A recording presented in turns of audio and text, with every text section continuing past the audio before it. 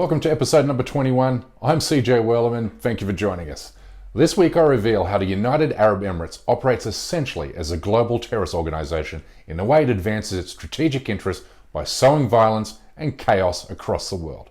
But first, a quick reminder to click on the subscribe button below so you don't miss out on any future episodes. Now let's get into it. When most people think about the UAE, they think about Dubai and its luxury hotels, artificially built palm islands, record high skyscrapers and designer brand malls. What they don't see is the way this tiny tin pot country of only 1.4 million citizens destabilizes the Middle East and Africa with its clandestine and criminal military operations, while at the same time exporting terror to some of the world's worst human rights offenders. I mean, heck, the Emirati state even wants me dead. Here's the country's unofficial spokesperson, a close friend of Crown Prince Mohammed bin Zayed and Donald Trump, encouraging my suicide after Dubai welcomed its first commercial flight from apartheid Israel. Yeah, I don't get it either. Anyway, I'm very much still alive and here to explain how billions of dollars worth of US weapons has turned the Emirati state into a modern-day Sparta, what American diplomats have called a little Frankenstein. At the helm of this little Sparta is MBZ, who ranks among the top 3 wealthiest people on the planet, using his multi-trillion-dollar net worth to arm his country to the eyeballs and launch a new era of colonialism and resource extraction in the Middle East and Africa. From Libya to Somalia, from Tunisia to Yemen, the UAE is bombing civilians, destabilizing governments, while arming and funding some of the world's most violent militias and mercenary. Here's the United Nations accusing the UAE, along with Saudi Arabia and Iran, of committing war crimes in Yemen.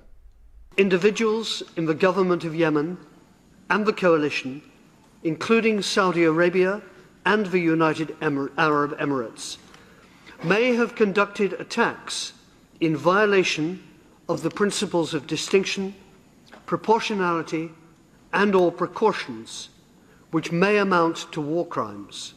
As a result of these military operations, Yemen is home to the world's most catastrophic humanitarian crisis, with 20 million people on the brink of starvation and worse. But it's not only war crimes we should be concerned about, but also the way the UAE is stealing and colonizing land in the Middle East's most impoverished country.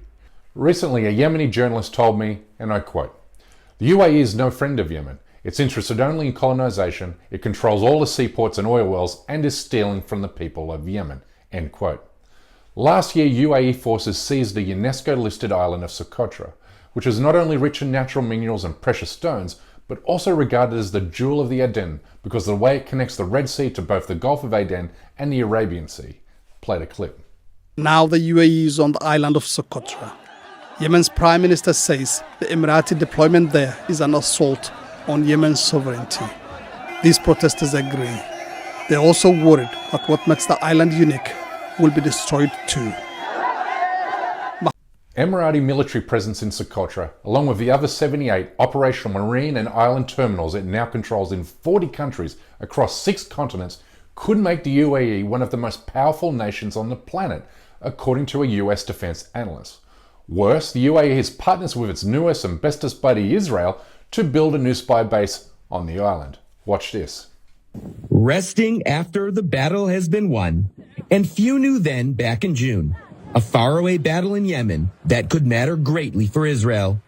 As Israel casts its eye on the remote but strategic island of Socotra out in the Arabian Sea, and is planning, according to the French Jewish J-Forum website, to set up an intelligence base here, jointly with the United Arab Emirates. Well, now you know why the UAE threw the Palestinian people under a great big blue and white Israeli bus. You see, in return for normalizing the Israeli occupation and apartheid, the Emirates received access to US and Israeli weapons and intelligence capabilities, including the most sophisticated weapon system in the world, the F-35 fighter jet program. Play the clip. Peace for peace. A groundbreaking term. Peace for peace. 2.5 months after that statement, it is now clear there is a price for peace, and it's quite heavy. By now, Israel has officially agreed to a deal involving the sale of F-35 fighter jets to the United Arab Emirates. The UAE is also raining hell on Libya, including the country's internationally recognized government and the Libyan people, specifically those who revolted against the brutal dictator Muammar Gaddafi and then later the terror group ISIS. In violation of UN arms embargo, the UAE is one of a half-dozen countries arming and supporting wannabe dictator General Khalifa Haftar, who leads what is widely regarded to be the most violent terrorist group in Africa, the Libyan National Army. which today has the capital of Tripoli all but surrounded. Watch here. The funeral of a man who fought for Libya's UN-backed government. Since last week, East Libya's strongman Khalifa Haftar and his men have been advancing on Tripoli. Dozens of people have already been killed. Take revenge on the criminal Haftar, who's killing our children. He's coming to invade Tripoli. Haftar-led militias have been accused of some of the most heinous and barbaric war crimes ever perpetrated on the African continent, including mass executions, mass rapes, and a deliberate bombardment of residential neighborhoods. Play the clip. These tiny concrete cells are part of a secret prison in the Libyan city of Tarhuna. Officials from the internationally recognized government say it was used by forces loyal to warlord Khalifa Haftar to torture their opponents. That includes pro-government fighters who were taken captive during the battle for Tripoli and civilians who opposed military rule in Tarhuna. Last year, Human Rights Watch revealed how the UAE set up a private company under the name Black Shield Security Services to trick Sudanese migrant workers into believing they had been recruited to work in Dubai hotels and shopping malls as security guards. But when 400 of them arrived in Dubai between September and November 2019, UAE authorities confiscated their passports at the airport, took them to an undisclosed location for several weeks of forced military training, and then sent them against their wishes to Libya as mercenaries to protect oil fields illegally seized by the warlord Haftar. 1 year ago, Human Rights Council revealed how the UAE had hired more than 30,000 mercenaries and dozens of private armies to carry out dastardly deeds across the Middle East and Africa and to put space between the direct commands of the Emirati Crown Prince and the criminality carried out in his name. This makes the UAE government the world's most powerful and wealthy terrorist organisation, one causing far more chaos and mayhem than groups such as ISIS and Al-Qaeda. I mean, one only has to look at the way the UAE helped corrupt Afghan government officials funnel billions of stolen dollars meant for the Afghan people out of the country into Dubai, which undermines support for the government and democracy and broadens support for the Taliban. In fact, the UAE has sabotaged liberation aspirations of Muslims across the world. It has not only normalized Israel's human rights abuses in the occupied Palestinian territories, but also expressed support for India's human rights abuses in Kashmir, including a revocation of the territory's semi-autonomous status. More shocking, the UAE has not only expressed support for China's Uyghur Muslim concentration camps, but also has allowed China to operate a black site in Dubai from where it tracks down and rounds up Uyghur migrants throughout the Middle East. Play the clip.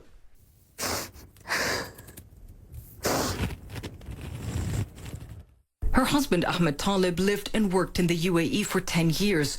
In February 2018, he was detained while picking up paperwork from a Dubai police station. It was 2 weeks from hell for a 9-month pregnant Amanissa and her son, chasing Ahmed as he was moved between police stations and jails.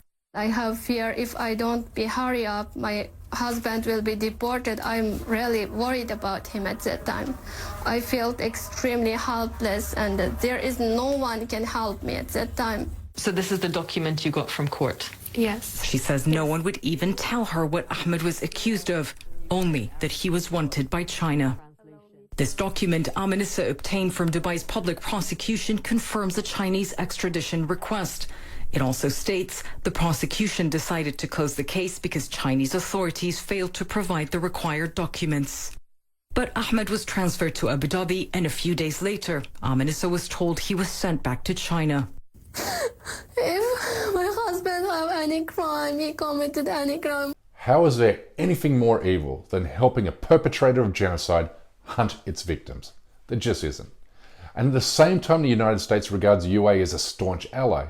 The UAE hires US citizens to spy on American journalists and human rights activists, while at the same time deploying a spy inside the Trump White House to advance its strategic interests at the detriment of the US.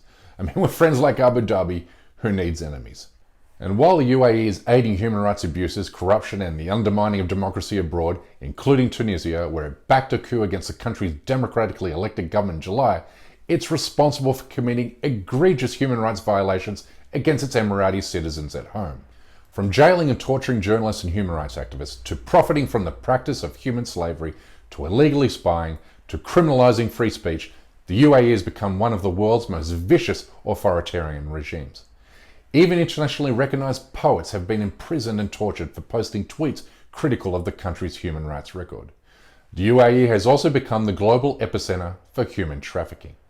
Earlier this year I revealed for Inside Arabia how Dubai has become a hub for 45,000 prostitutes, a majority of whom were lured into the sex trade against their will. Watch this. Dubai have another good business than labor business. That's prostitution.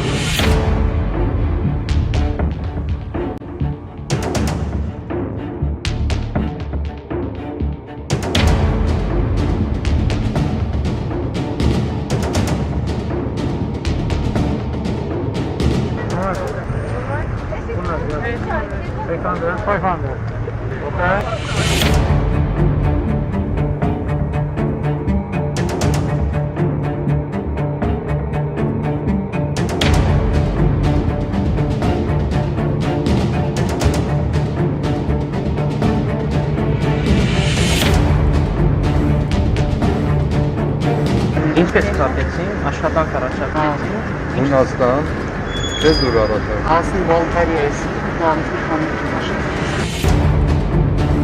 Today, thousands of Israeli tourists are now traveling to Dubai for the sole purpose of having sex with these sex slaves, with an Israeli journalist likening a visit to the UAE as akin to sitting on the sidelines to a gang rape. But here's what you can do. Join me in mobilizing a boycott against the UAE. Hit the UAE where it hurts, and I mean economically. Boycott Dubai, boycott Emirates Airlines, boycott Etihad Airways. Make these hashtags go viral on social media. Share this episode on Twitter and Facebook. Accompanied with each of these hashtags, I'll be sure to retweet you. Because every dollar we don't contribute towards the Emirati economy is a dollar that can't be spent on war crimes, human rights violations, and crimes against humanity. Well, that's a wrap for this week. Thank you so much for tuning in. Please like and subscribe to this channel and help spread the word with your family and friends on Facebook, Twitter, and Instagram. And a reminder to please consider supporting this endeavor by becoming a member of this show at patreon.com/CJWellerman. We honestly can't produce, sustain, and grow this show without your help. We offer exclusive benefits to those who do. But for now, good night, good morning, or good day, wherever you are, and stay blessed.